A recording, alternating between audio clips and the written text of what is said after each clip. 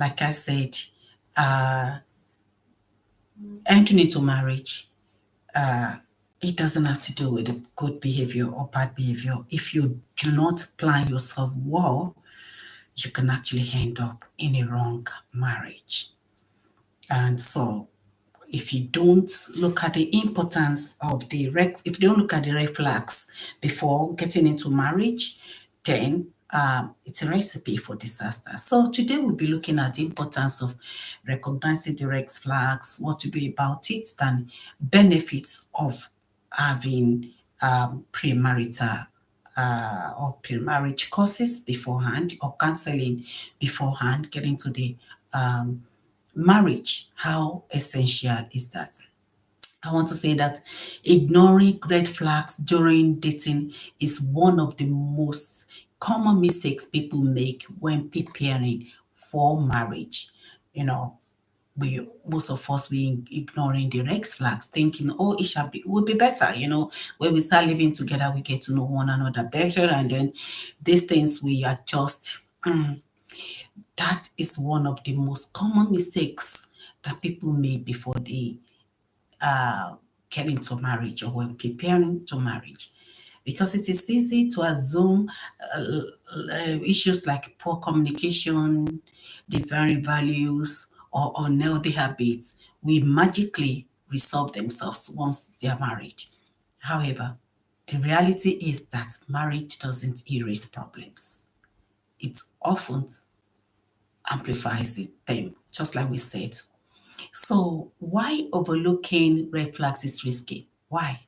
When red flags are ignored during dating or engagement phase, they can become significant source of conflict in marriage. So when you ignore the red flags, one of the red flags that shouldn't be ignored is lack of communication. A partner who avoid difficult conversation during dating may struggle even in marriage when life pressures increase. Communication is the key in marriage. Lack of communication can make married life so difficult. And so if a partner avoid difficult conversations during dating, what tells you that when you are married that you'll be able to discuss? When you are avoiding difficult conversations. So before you go into marriage, it says really very important to be able to, able to communicate. When we come to communication, one of the things that people think that communication is all about in a relationship or in a marriage is when you talk. Whatever that you do, even if you did silent statements, you're communicating. So when we talk about communication, we have verbal communication and non-verbal communications. Okay. And those two, so verbal communication is when you talk, when you use your voice, and so that can be used negatively. Tones are very important and can be used positively. It depends on the tone. And then again, non-verbal communications like eye contact, facial expression, gestures, nodding, smiling, crying, all that, silence treatment. So either you communicate verbally or non-verbally. There is a communication going on in the marriage, but understanding the meaning of communication, and be able to discuss and be able to bring something on the table, discuss conversations, even that are difficult, is very, very important. So understanding communications is extremely important. I mentioned last week when I was talking, I talked about a couple. When they got married, the man, because of the background. Okay, I think we're going to do something different about background. But the man was talking about his background. His background is he grew up under the bridge. He grew up under the bridge. Because he grew up under the bridge, the only language he understands is shouting violent, fighting one another, to communicate, to bring the message home, or to say, no, I'm not taking this, I'm taking that. Whereas the wife in question grew up in a very healthy home where father and mother will be able to communicate. And then again, of course, when something happens in the family, the best way they do is to just keep quiet about it. So when they enter into the marriage, when the man bring all his background into this marriage and the wild life you lived under the bridge, fending for himself because there was no parents involved, unlike the girl or the woman who had the parents involved and the parents are so loving, so when the man is coming home, he's throwing his shirt into east and the trouser into west and his jacket into north, you know, and then the girl or the woman is waiting just like his own home background where the mom will wait for his dad, the dad coming home, taking the jacket, give them a keys, give each other keys, prepare food on the table. That was not the case of this couple. So what happened? So all throwing shoes into north, bag into south, jackets into west, did not hug up well with the lady. But the only way he can cope, then she would have finished cooking, set up the table, waiting for the husband to come home, just like how she grew up, and then kiss the husband at the door, set the table, expecting them to come and sit down on the table and eat. But the guy that grew up in a wide environment, always picking food on the way, on the go. So when he comes home, the woman had already dished the food properly and was expecting him to come and sit down, having shower and everything. They sit down together and eat together. But the guy, after throwing the shoe into north, and they start to go straight into the table, tiny table, pick meats and start eating. What does that happen? But that's let the girl. The lie will be the woman will be hungry. But the only way she could show an anger is to be numb. She won't talk. She'll just run back into her bedroom, sit on the bed, and that was the end of the day. The food is rotting, and she just be crying there. The man will go there and like, what have I done again today? She won't talk because she doesn't know how to verbalize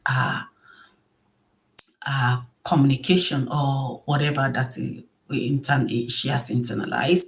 So she will be there, she'll be crying. But this guy wanted them to talk, shout, give me whatever you want to give me. Let me know what I've done wrong. So you can see they're both communicating, but it's a different way of communication. Understanding communication is extremely very important. Financial disagreement is also one of the things. Ignoring signs of irresponsibility, financial behavior can lead to major stress in married life, where money decision often carry greater weight. I'll be like that lady because initially I don't know how to express myself. I can express myself in an healthy manner, but in a situation whereby it's unhealthy situation and it's shout, shout, shout, shout, I cannot express myself. I get worked up and I get frustrated, and it's just going to make me to just internalize my pain instead of taking it out, talking it out, because I do not want any problem to happen in the marriage, or especially when the children were getting involved. So I just internalized the pain. The thing is piling up. But like I said, I got to know all about this in the marriage. So before you enter into marriage, when you're laying the foundation, make sure you talked about communication. Make sure you discuss about financial disagreements. Ignoring this when you are courting is dangerous. you know. And then again, you have to know, okay, um, what can lead to major stress in your marriage life before you get into financially, where money decision is taking place, who is doing the talking, who is doing this, who is saving money. I talked about that last week. And again, then different core values is it can be dangerous if you look at that red flags and then you defining it. If you have conflict between about faith, family, lifestyle, like you've been mentioned, they are enough to be a problem in the future. In order not to repeat myself, and again, one of the examples of the common red flags before we enter into marriage is disrespectful behavior or lack of mutual respect. Lack of mutual respect. Disrespectful behavior should not be tolerated while you are dating. It has to be ironed out. It has to be identified. It has to be dealt with before you enter into marriage. Unwillingness to compromise or apologize. It's a big problem before you get into marriage if it is not handled very well. If it is not discussed very well, it is going to be an issue. Patterns of dishonesty and secrecy, or secrecy, dishonesty and secrecy should not be allowed. A marriage should be with an open palm. Your partner should not expect you to be open to them. Why is the other way around? They're keeping their own stuff underneath. Both sides must be open. Openness is very, very important. And both sides must be dishonest. What must be honest. And both sides must be, and don't project your own weakness on your spouse or your own bad behavior. Okay. I was in the marriage, and for 16 years in my marriage, I do not understand what is called. Which of this word I'm looking for? Oh, there was an assumption in the marriage, but the assumption is, or it is this word just gone out of my head now. I will remember the word. It took me 16 years to understand this particular area. So when I'm discussing, because I like to discuss, like I said, my background, it was an open background. So I brought that into marriage. And then anytime I say something that it is, I get attacked. Before I finish the statement, I've already, in trouble. Oh, you're a liar. You're not saying the truth. You are Ah, the word is in my mouth and I cannot say it out. I will remember now. It will come back to my head. You are an hypocrites. For 16 years in my marriage, for 16 years, I've been called an hypocrite. And I don't know where that word is coming from. Because what I was saying, it was from my heart. That why should I be hypocrite about something? But everything there was no belief in whatever I said. Is you're lying, you're lying, you're lying, you're lying. I'm like, why should I lie? It took me 16 years to understand. You know what you don't have, you cannot project to other people. You understand what I mean? So I never thought of anybody being an hypocrite. That's part of naivety that I enter into marriage with. So when I'm coming with a pure heart, honest answer, and always something, and all I get is no, no, no, no, no, no, no, no, no, no, no, you're hypocrite, you're liar, and get into trouble before. I don't know how to defend that. I really don't know how to defend it. I'm like, I don't understand. What is an hypocrite? I get to know. It took me 16 years into that marriage to understand that my spouse was actually an hypocrite because I wasn't one. I did not understand what hypocrisy. So because it's like that, a framework, there was no honesty that much, and there's a lot of things going on in the, in his head before he would have prepared what he's going to say before coming and talk about it. So, and I just buy it.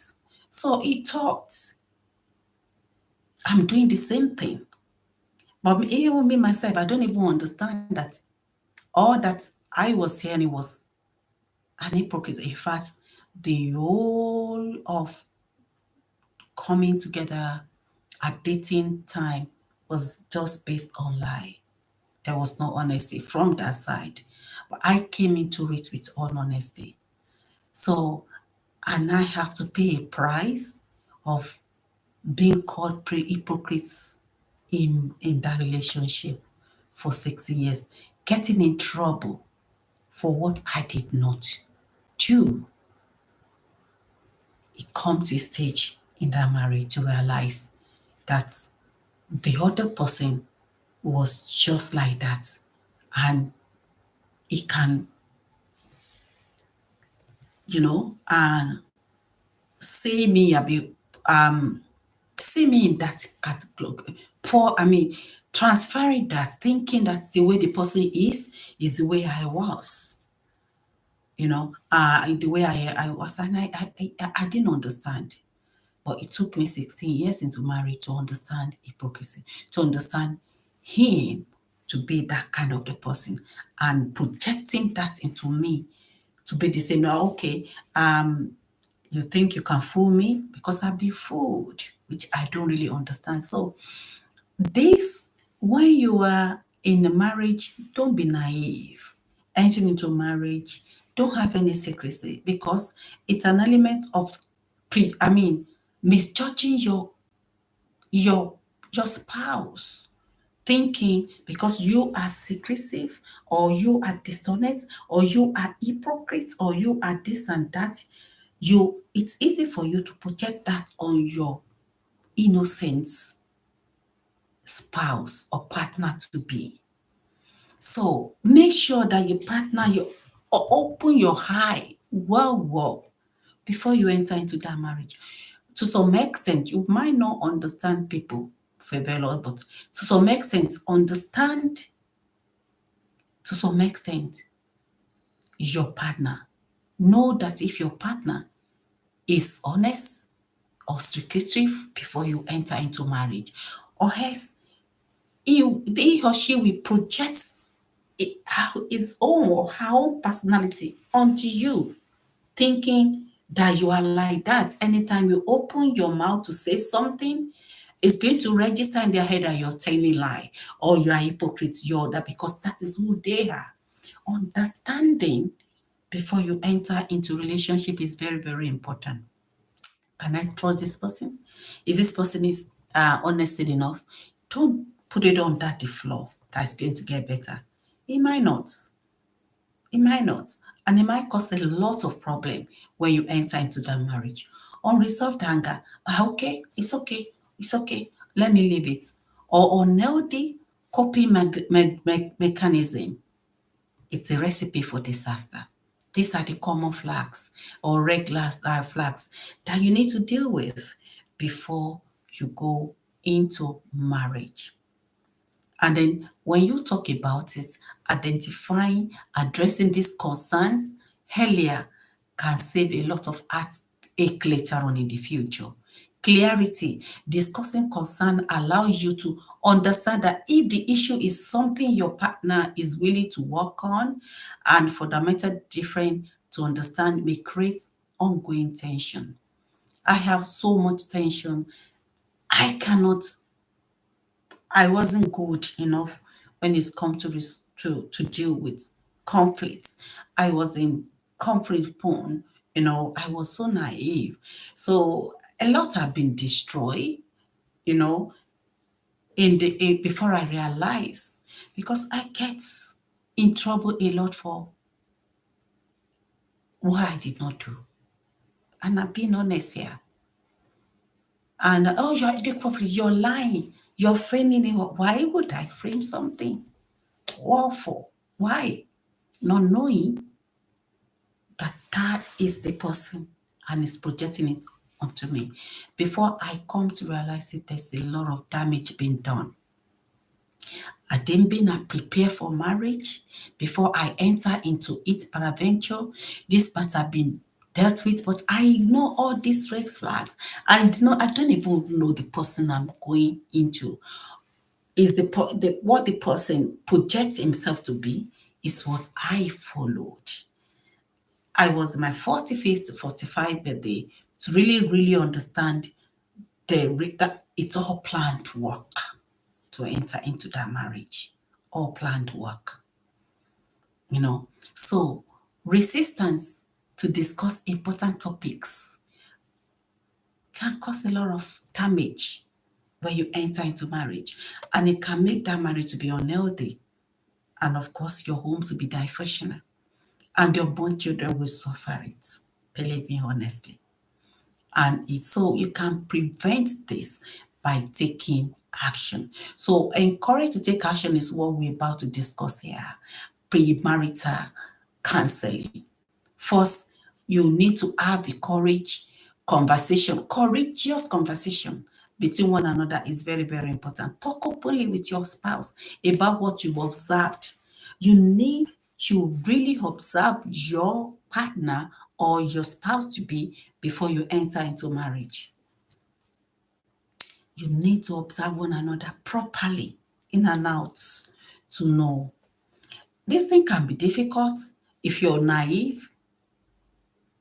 If you're naive, if you judge people based on your own behavior or you're good, you're kind, you're that which is very, very good, but not everybody are like you.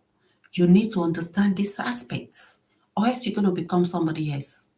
Someone you never thought you will ever become in your life is you find yourself becoming like that. And you might find it difficult to be able to handle the conflicts, you know. So talk openly with your partner about what you observed and how it makes you feel while you're still dating, while you're still courting. Do not wait until you get into marriage to iron all this out. It will never get better. It will never get better. And again, go counseling, which we will be talking about the importance of counseling today and how to go about being, go about doing this while you're getting ready. I can never overemphasize you getting into counseling. I never had one. I never had a counselor. No. Do I see any red flags? Yes. Do I pray? Yes. Was I have any instincts in deep instincts inside of me? Maybe because of my prayer. I do. But I still ignored all those signs to thinking that, oh, well, everything will be okay once we get married. Marriage is a lifelong commitment. Overlooking red flags now can lead to heartache later. It can damage one emotionally, psychologically, physically, mentally, your self-worth, your confidence.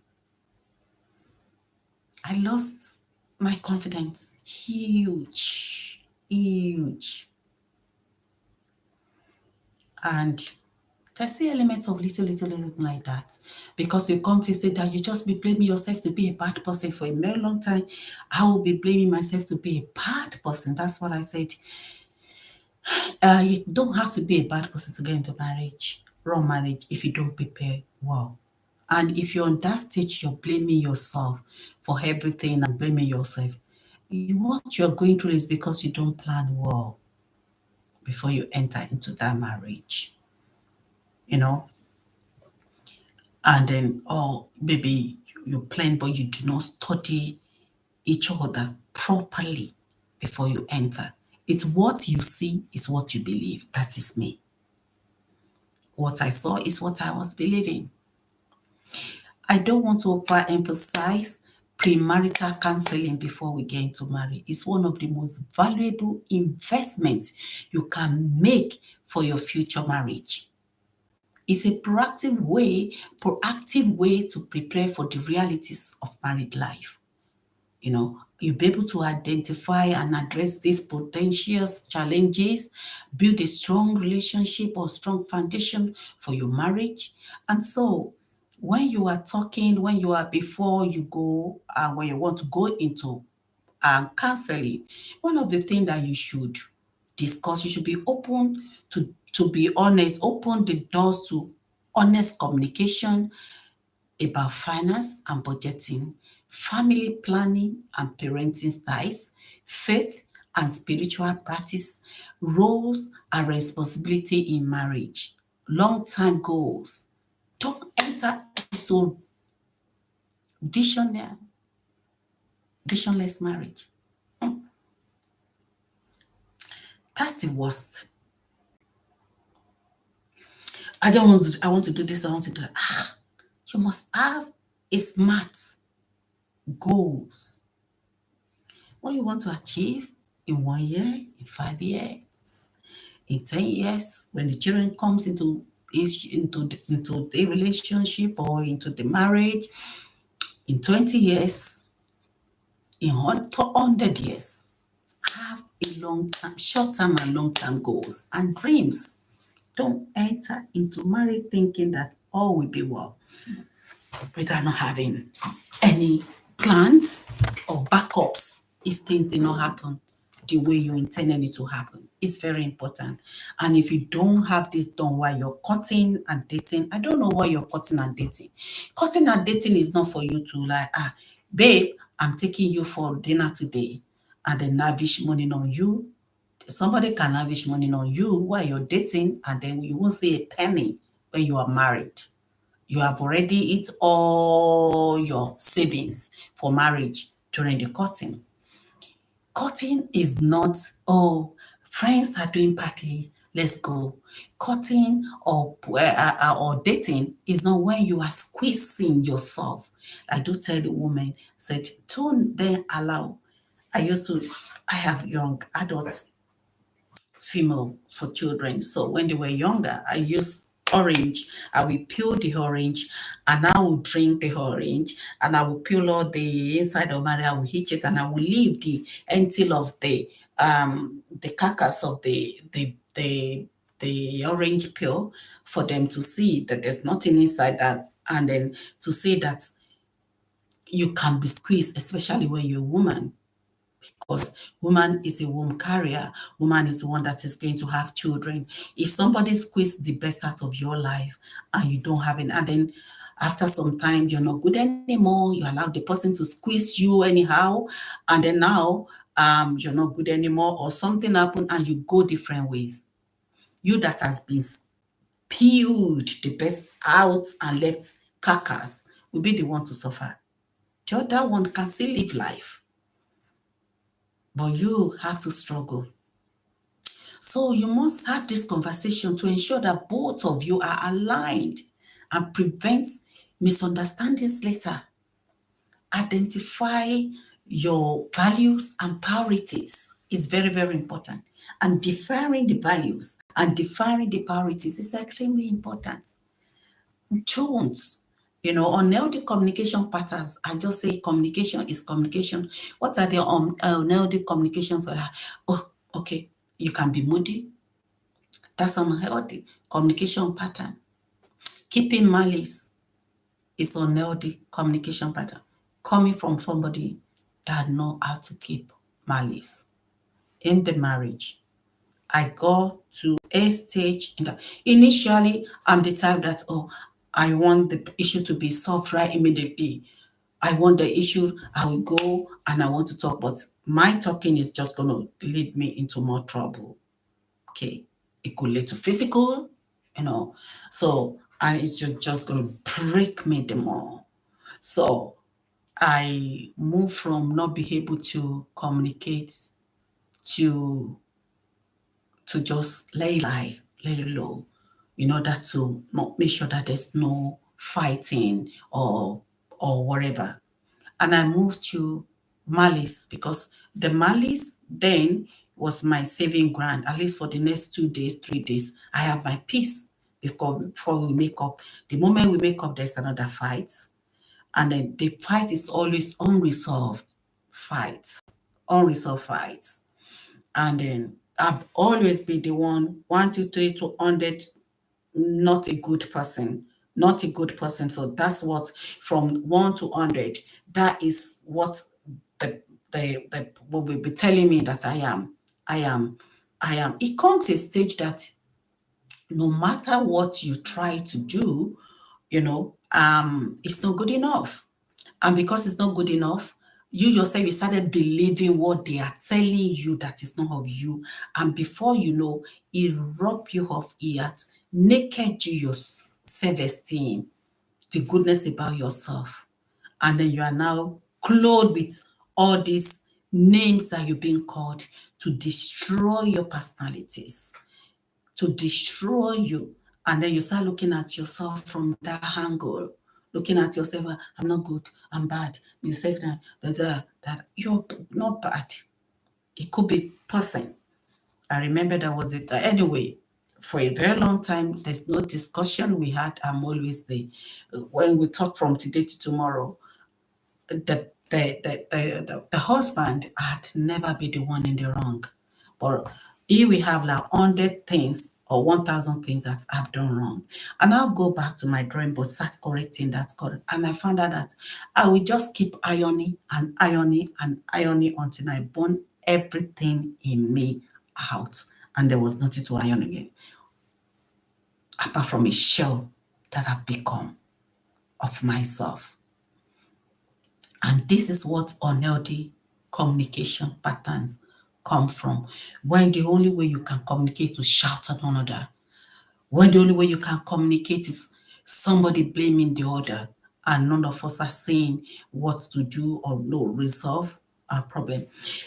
Unhealthy communication is when you're supposed to talk to the person, but you go outside and communicate about your affair to where ABC 3, 4, 500 people, but the person that you're having issues with, you did not communicate with the person.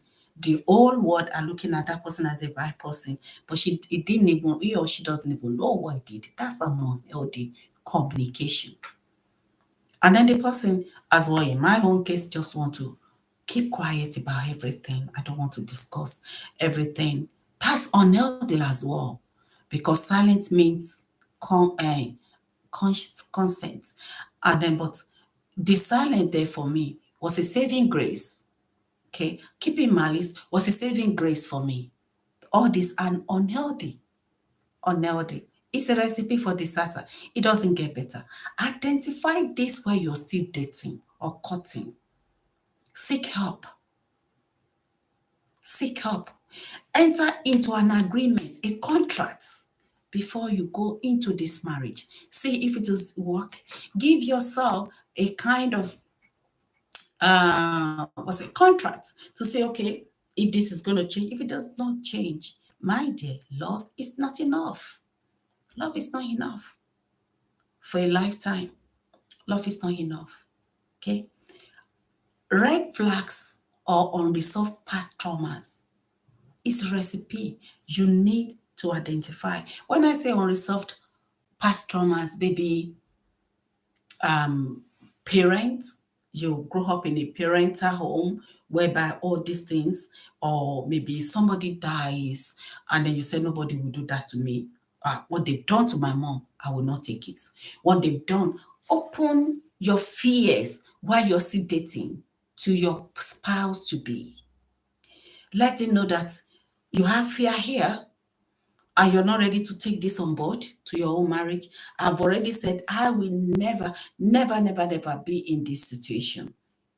I'm just saying, not me now. I'm just using that. There was I watched a video whereby the man was very good understanding, but the girl mom was killed by the dad before the mom dies. The girl grew up to always seeing fighting, fighting, fighting. There was no peace in the home. And eventually, the mom dies in the course of it. So she'd made up her mind that she will not go through what her mother go through. So when she eventually got married to this good man, there was no communication about her past traumas. So before the man said Jack Robinson is already projecting what the dad did to mommy on top of this man. And the marriage was in the severe problems. But thank God, along the line, they get counseling. And then through the counseling, she was able to talk about the a trauma that she's been through and everything. And then the man now understand, because he comes and say that this good man couldn't be good anymore, anybody. An angel can become a devil when things are too much. When a sheep is pushed into the wall, it will face you back. When you run, a sheep is running, and they run to the wall, and there's no way to run for that sheep anymore, it's going to turn around or ram. It's going to turn around you. So everybody have a tendency of changing if things are not resolved, amicably or in a good way. So unresolved trauma, past traumas, open it. Someone had been raped. Oh, sorry, maybe someone has gone through sexual abuse, let me put it like that, in the course of life, styles and everything. And because of that, the libido is gone. Libido is gone. When you are going into marriage, then it's going to affect your sexual life in your marriage. This has to be talked before you enter into marriage. You need to open to your partner. I've been through this. It has affected the way I feel, my libido. It has affected me. So then you might seek help together.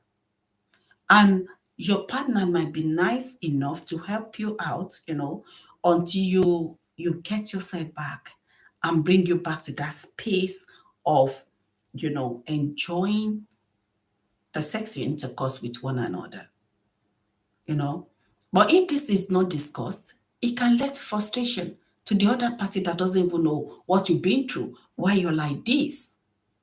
But discussing it before marriage, entering into looking for solution to that, it's a way out to build a lifelong married, healthy married life that will lead to healthy family, healthy children, the children that have confidence, the children that are happy with their life.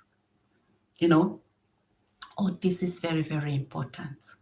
And again, maybe because of some people have been abused in very early age sexually, and then because of that, you can't control yourself when it's come to intercourse. That has to be discussed beforehand. If the partner you want to marry love you enough, both of you can solve that problem before you enter into marriage. If that person couldn't stay, then you still got to go back and search. Your search has to continue to enter into wrong marriage because of anything. Teaching conflicts is very, very important. Teaching conflict resolution skills is very important, which is how to communicate effectively during disagreements. Is very, very important. I remembered years back when I wanted to talk, it comes a stage that the only way that I thought I could be here is to scream. And I have a very soft voice. So I will be screaming, and no matter how I try to scream for my voice to be heard, my husband then voice is bolder than mine. So I sapped all that energy. And there's no way you could be communicating and shouting that you will make sense of what you are trying to say. Do you understand me? So, and that's it. I remember one day, one of the children have to say, oh, mommy is talking. I want me to talk. Her voice is very low. The only way I can communicate is shouting. Then when it comes to that element of intermarriage, understanding each other's perspectives.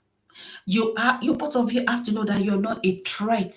When you're entering into a marriage and you're dating or you're in courtship and the other person see you as a threat, run away. It's a recipe for disaster when you enter into marriage. You'll have to know that both of you have to complement each other, no matter who this person is, especially a man. If God gave you a woman, I'm just going like that now, that has so many things. The Bible says, he will find a wife, find a good thing and obtain favor. in your life. You see, all that attributes that thou woman has is all yours. It's you that God favor. It's you that God favor. And then it's how you manage it that you benefit it. And other vice versa. If God bless you with a good man and everything that has so many things, it's your blessing. We have to complement each other. You need to understand each other's perspectives, where you're coming from. You must know how to resolve conflicts without escalating tensions. And I know this. I know this. And I'm talking about this because I have been there. I've been there. And it wasn't a place to be. And this is why I just get this love pudding to come out, you know, to share this and to learn. Is not, the best person to teach about marriage is somebody that have been there. They can think, you know. It's good for you to, like I said, when I was ending into marriage, I came from a very home that I never saw my mom and dad fight. I mean it. In my early marriage with my husband, I cried this out when we argued. When the arguments, I was shocked. I was really shocked to see arguments, fighting, raising voice. I just ran into my corner and be crying. I don't know how to handle it. And then I grew for not be able to handle it than like start argumentative as well myself. But before we get to that level, I remember that I always telling that, do we fight? My mom and dad said, you tell me it's a lie. There's nobody under the sun, the couple that never fights. I said, I've never seen one. The first time that my mom, we got to know about a fight, I think I saw that last week. It was when I saw a vision of him, and I went to talk to him about it, and then he wouldn't agree, and he had to call my mom, and he had to call her. And my mom said for him for that, he has never seen me and his dad fight, our dad fighting. I never, until my dad passed away, I've never witnessed my mom and dad, having conversation and fighting and raising voice. So, if you enter the marriage in that notion and you do not rate what is going on outside your home, it's a recipe for disaster. You could enter into marriage with all naivety. Okay, so you need to know a little bit about your marriage, and it's good to set a realistic expectation about married life. About married life, so many things come against marriages because it's an institution that God is an institution that has God's heart in it. Our devil is also interested in the institution. But getting prepared properly to some extent will help you to weather this storm that comes in marriage. And one of that preparation we're talking about here is premarital marriage, premarital course. You need to go and do premarital courses.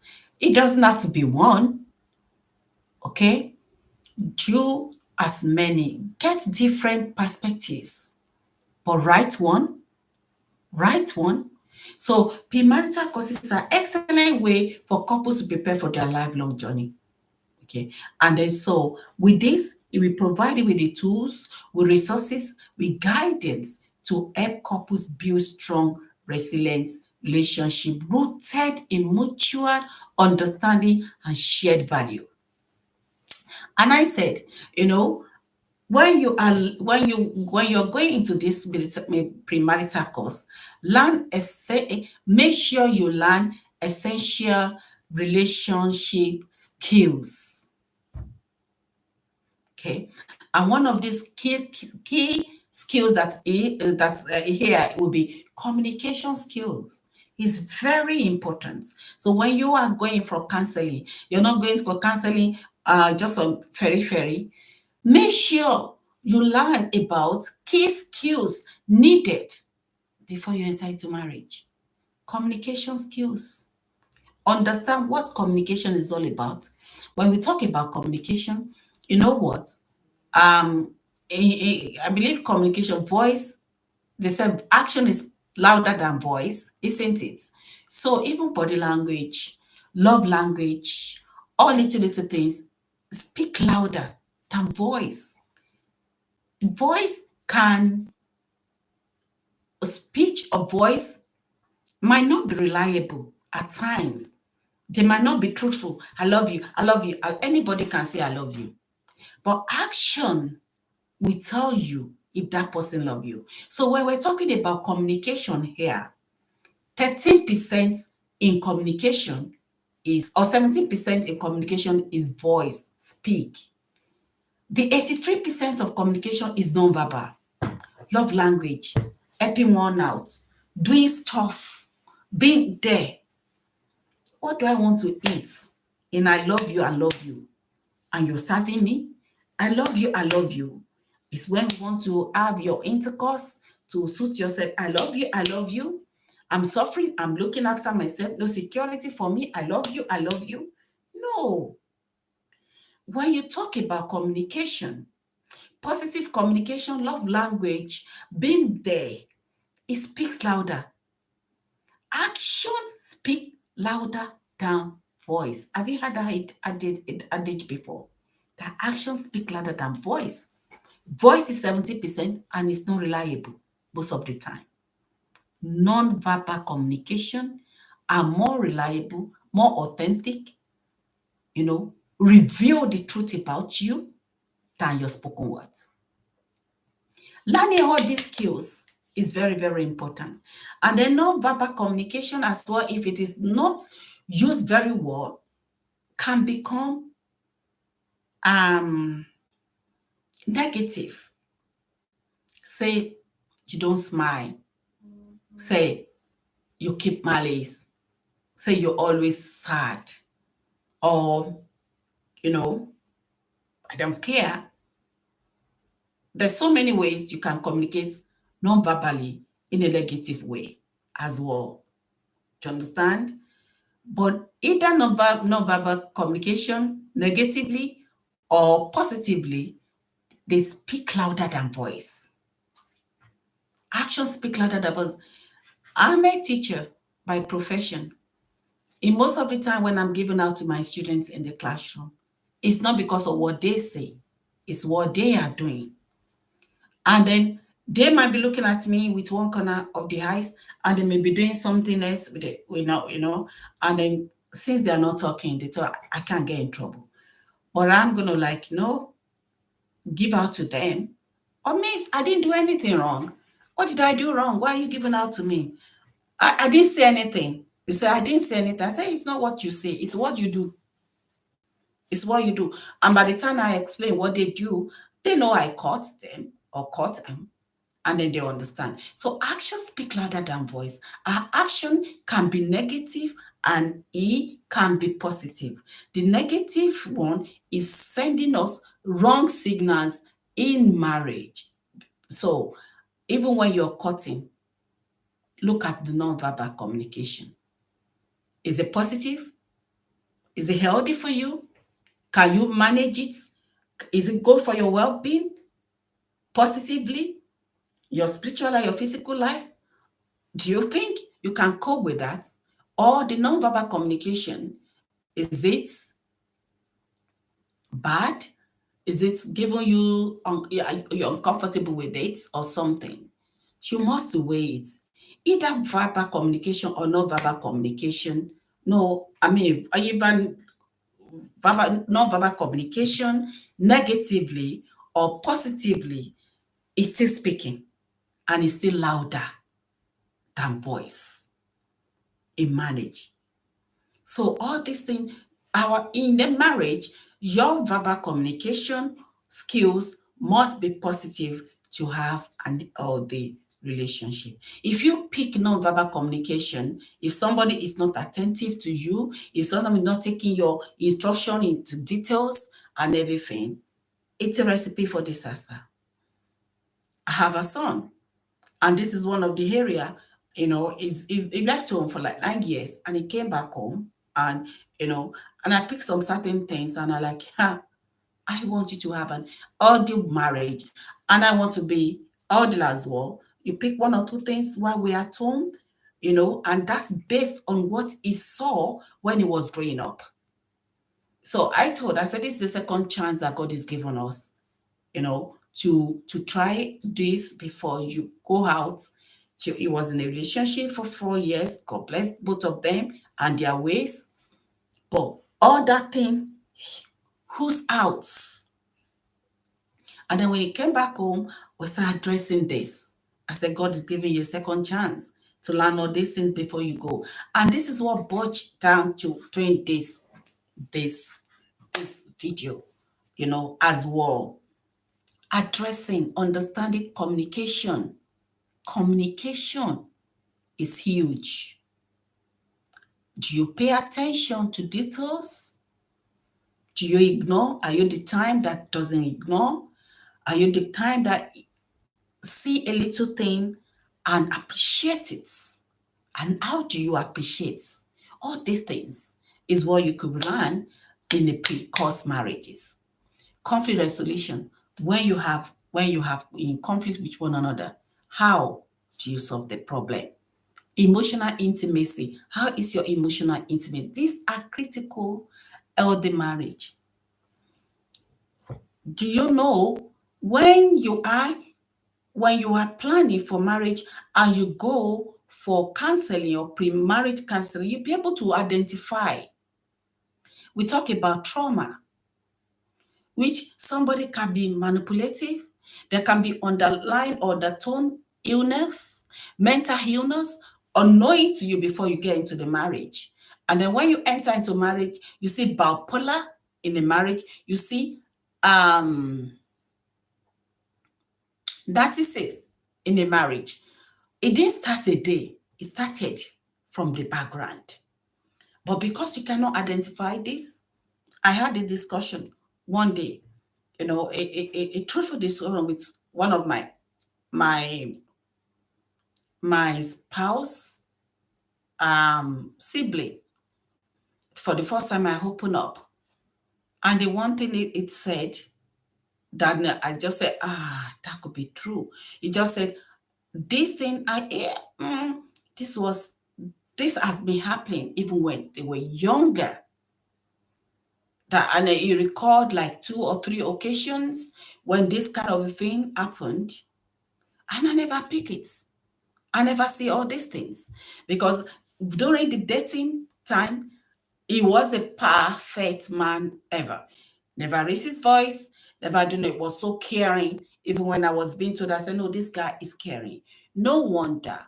For my 16 years in marriage, right from 2 weeks I enter into marriage, I've been called hypocrites because it's all planned. All the behavior was well planned. Some people are like that. And then when you get into the marriage, you will see the true color. But maybe I could have managed this right if I don't overlook all these things, if I don't go into marriage naivety that everything is going to good, if I go marriage counseling or something, or if I listen, if I put more attention to all that little foxes that now come and bite me up later on, maybe it would have been better. Addressing potential challenges is very important, such as health issue, finances, family dynamics, personal habits, before they become a major conflict. When you get into marriage, you might not be able to deal with that, and it can be so damaging. It can be really, really damaging.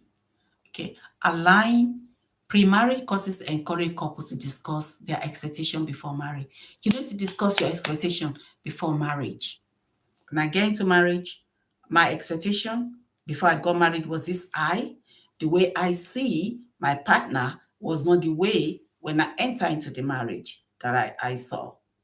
Okay. Every young child, every girl has a fairy tales of marry a rich man and cross their legs and be eating that person's money. Yeah, when I'm giving out to my female students in the classroom, that put more effort. Well, it doesn't matter anyway. I'm gonna get married to a rich man. I say, okay, but just put effort. Let's put effort now before you get into that, so that you won't be shocked when you get to that time. Every girl has a fairy tale to marry a Prince Charming. I was one of them, like any other person. But when the reality set in, because I didn't plan myself, then I have to wear 4 trousers for all of us so that we can give quality life, even for the children as well. I just know that, okay, I'm on my own here. So premarital courses encourage couple to discuss their expectation before marriage. Did I? No. From roles and responsibility of life goals. And then again, you need to trust if this person meant it or not. There must be a contract signed, a contract. There must be somebody witnessing that. In a Christian home, your pastor, somebody that you know that person look up to, must be able to, so that you can always go back and say, and go back to that person by the grace of God, if the person is still alive, and be able to talk about all these things. Many courses, biblical principles, helping couples to build Christ-centered marriage and understanding God design for their union. A couple come to me the other day and we're talking, they're just about to get married. The assignments I gave to the husband was so simple. Before they go into the counseling, I said, go and read about Jesus Christ. Talking about Christian marriage. The Christian are the bride, right? And Jesus is the groom, right? Okay. Go study about Jesus as the groom. Okay. Why does some of us skip going to Jesus? What does Jesus do to the brides, to his brides? Sacrifice. So I just gave the man assignment. I said, first go study about Jesus Christ. That's where we're going to start from. And then when you study about Jesus Christ, then we come back. I'm going to answer you, examine you, ask you questions about what you learn. Okay. We'll be able to, let's start from there. Okay. Before you go for counseling. Because, Christ-centered marriage and understanding God's design for union is extremely very important. Even though devil might be interested, but a house built on a solid rock with a firm foundation in Christ Jesus can weather storm. So, like I said, importance of shared values, trust, commitment, ensuring you start your marriage on a solid footing is extremely important. And that you will discover through premarital course. Some people will say, I've seen some people, I just gave them counseling. 2 weeks counseling is not enough. It's not enough. Coming to one person for counseling for marriage is not enough. I'm not scaring you away. I'm just being factual. So in 2 weeks and then you enter into marriage. It's deeper than that. So go to a true counselor. Go to church counseling. Buy books yourself. Have somebody you can be reporting it on a long road. The moment you guys know that you are heading onto the altar, maybe in 6 months, start that counseling. Start somebody you will be accountable to. Learn what are the topics you will be discussing for when you do pre-marriage counseling. Learn how to express your feelings. Learn how to navigate disagreement without resentment. Understand each other, communication styles. Understanding each other communication styles is very important. Budgeting as a couple, saving for the future, adding financial stress and disagreements. When you're adding financial stress and saving for the future, make sure that you're saving, another person is not going there to go and eat it. Do not make sure that you're not the only one that is saving, and then the other person is not saving. And then, of course, if the other person say, if the man said, okay, I'm the breadwinner, okay, when the world where but is equality, or 60-70, or 60-20, or 60-40, 80-20. In as much you both have agreement on what to put together. If your man say no, don't put money there, that's fine. At least that's an agreement. But it's not something to be abused because you're not putting money there. But if you said, okay, I want you to be putting 10%, be sure you're putting the 10% and you're not going over that 10% to go and remove it, or vice versa. Or you put the 10% and go and remove the 100% without the notice of your husband or your spouse, you are misusing the trust. You're abusing the trust. So any financial stress and disagreement is very, very important. Family and roles, understanding, discussing family roles. I think I'm going to go that later on. Defining roles in the household is very important. Establishing boundaries in the household is very important. Building emotional and physical intimacy. All this has to be discussed. Understanding each other's love languages is very important before you enter into marriage. Maintaining romance and connection over time is very, very important. Understand your intimacy and emotional connection. Do you know? I've seen a couple. I'm just gonna maybe say this and then end up as a story. They've been married for a very long time. It was an abusive marriage. But the only way the husband in that marriage thinks he can show love to this woman is after he has beat that woman, finish, done whatever needs to be done, then sleep with that woman, or they both have intercourse. So that's the only love language. He has financial abuse, physical abuse, And then the lady, after some time, starts seeing it as an abuse because she is not enjoying that anymore. She's not enjoying, even from beginning. How can you be somebody right now? And then the next thing you kiss the person, I love you. And then you want to have your way on top of that person. So after some time, this lady developed hatred for sexual intercourse. And it was psychological affected. But she was still doing it because the norm and the tradition says that bed undefiled. The man has already defied that bed by abusing this woman. And then when you want to have your own way, you go back to the same woman. But every other aspect, you're abusing her.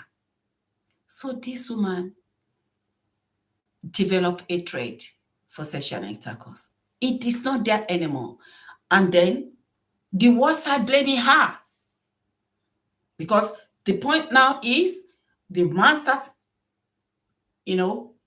accusing her to her family, to her friends, to church that, oh, what do you want me guys to do? She doesn't allow me to come closer to her anymore. We don't have this nuptial things anymore in the family.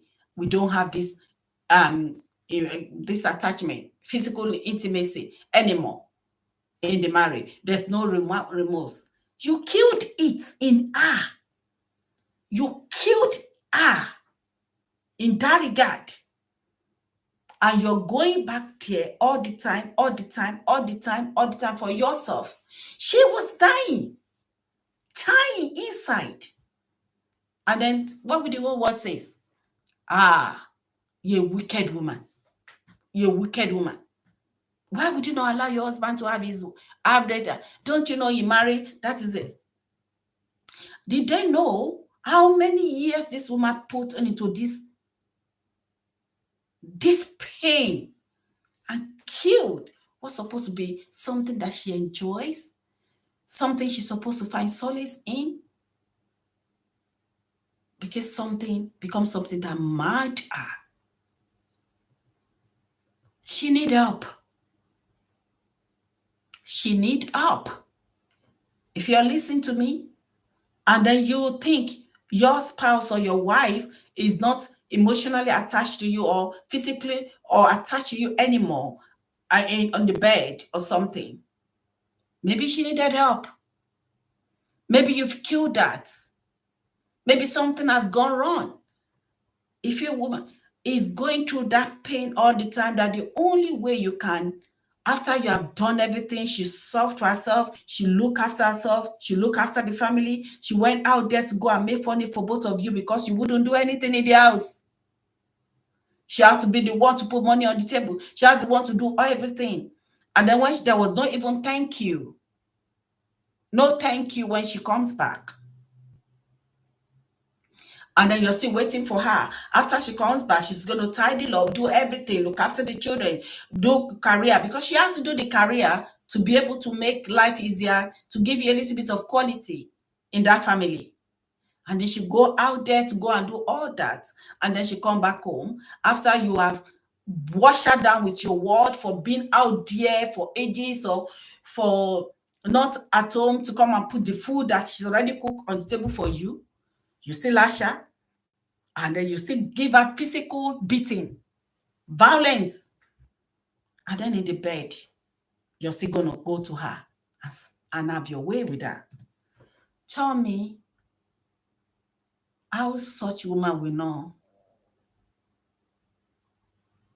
it's sexual intercourse.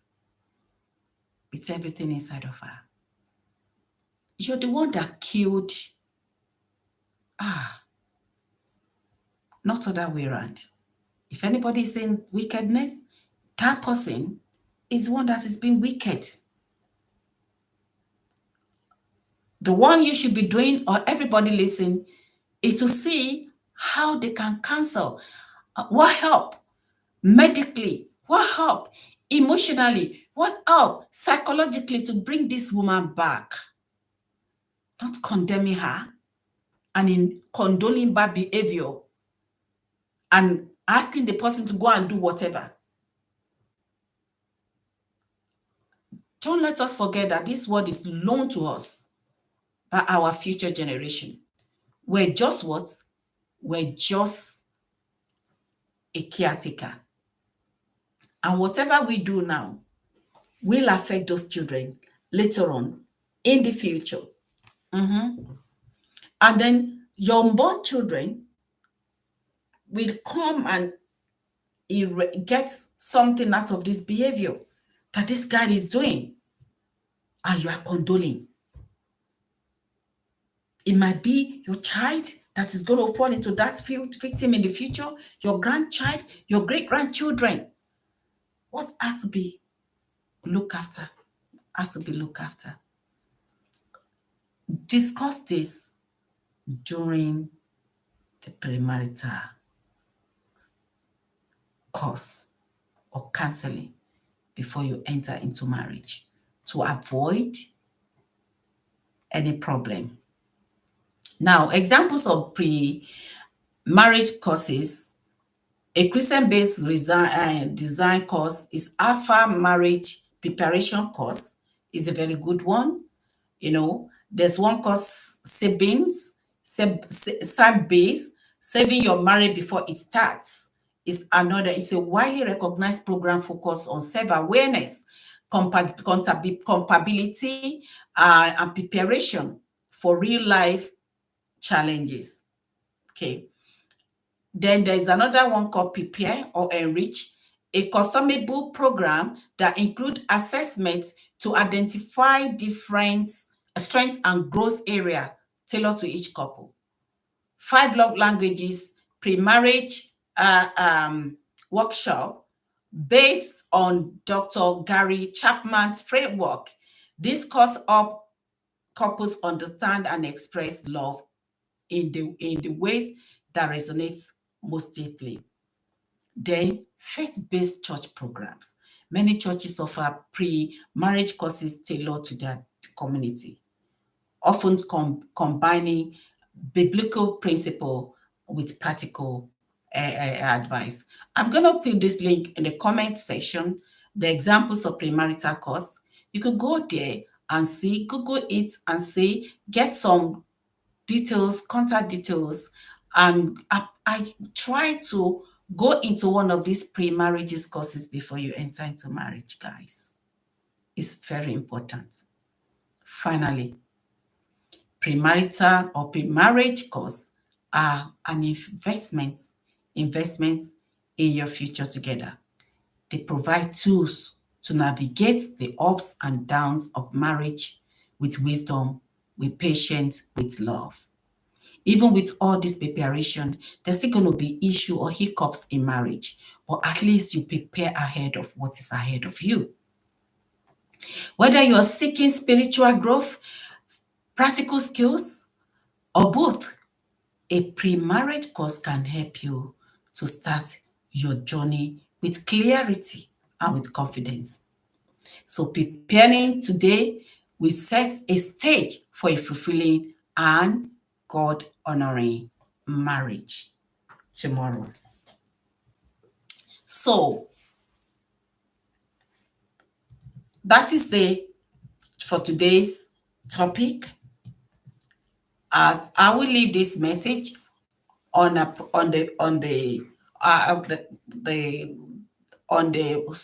forever. I mean, I will leave the what's it called on the. I will leave the link for that pre-marriage courses on the or that on the comments. So you could go there and check on the comments and then try and link any of those and see how that is going to help you before you get into marriage.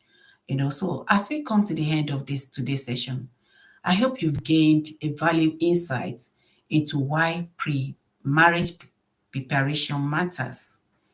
Remember, a thriving marriage isn't built by chance. It's built through intentionality, communication, and shared commitments. So, and then by you taking steps to prepare, whether through counseling, whether through courses or honest conversations, you are laying the groundwork for a relationship that can withstand challenges and flourish in love and respect. So on that note, thank you for joining me today. Don't forget to leave your comments, share this video to be a blessing. Subscribe to this channel if you have not done so. As you move forward, may your journey towards marriage be filled with wisdom, clarity, and God's guidance. Preparing wisely today will make a difference for a fulfilling marriage tomorrow. God bless you, and I look forward to see you in our next episode. God bless. See you one more time. I'm just going to put the my examples there, marriage course, on the comment section. And until you hear my voice again, I will say, God bless you. God bless you. And bye. Bye for now. God bless.